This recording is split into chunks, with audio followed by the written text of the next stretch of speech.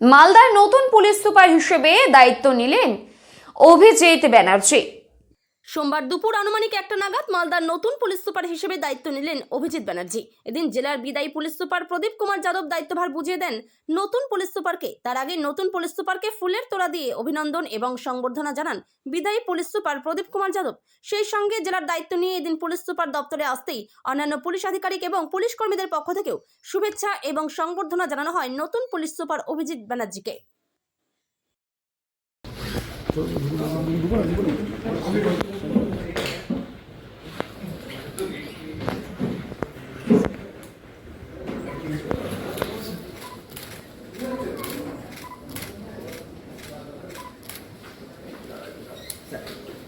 गुस्सा अपना टूट जाए।